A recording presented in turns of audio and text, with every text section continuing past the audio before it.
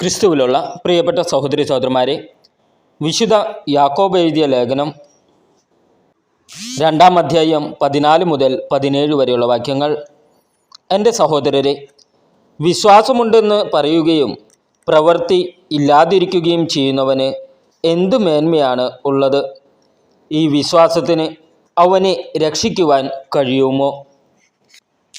സഹോദരനോ സഹോദരിയോ ആവശ്യത്തിന് വസ്ത്രമോ ഭക്ഷണമോ ഇല്ലാതെ കഴിയുമ്പോൾ നിങ്ങളിൽ ആരെങ്കിലും ശരീരത്തിനാവശ്യമായത് അവർക്ക് കൊടുക്കാതെ സമാധാനത്തിൽ പോവുക, തീ കായുക, വിശപ്പടക്കുക എന്നൊക്കെ അവരോട് പറയുന്നെങ്കിൽ അതുകൊണ്ട് എന്തു പ്രയോജനം?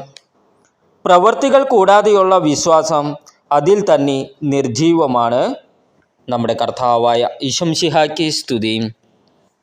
ഇന്നത്തെ ദൈവവചനം വിശുദ്ധ ലൂക്കാ എഴുതിയ സുവിശേഷം 6-ാം അധ്യായം 46 മുതൽ 49 വരെയുള്ള വാക്യങ്ങൾ. നിങ്ങൾ എന്നെ കർത്താവേ കർത്താവേ എന്ന് വിളിക്കുകയും ഞാൻ പറയുന്ന കാര്യങ്ങൾ പ്രവർത്തിക്കാതിരിക്കുകയും ചെയ്യുന്നത് എന്തുകൊണ്ട്?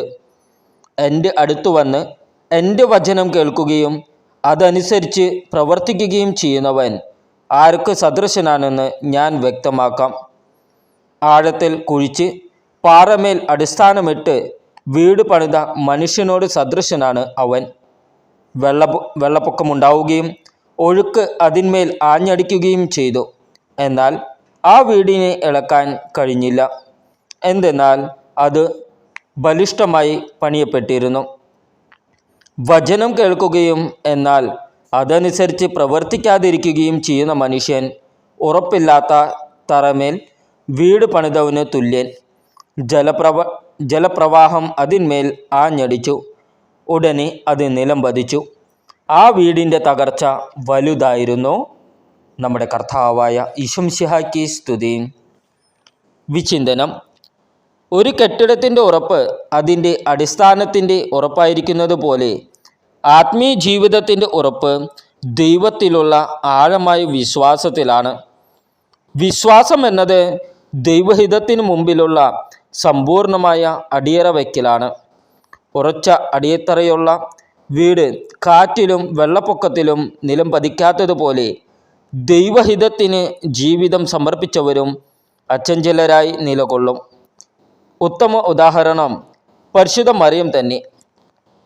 തീവ്രമായ സഹനങ്ങളുടെ മധ്യത്തിലും തളരാതെ തകരാതെ നിലകൊണ്ട പരിശുദ്ധ മറിയത്തിൻ്റെ "ഇതാ കർത്താവിൻ്റെ ദാസി" എന്ന സമർപ്പണ മന്ത്രം അവളുടെ ജീവിതാർച്ചനയായിരുന്നു.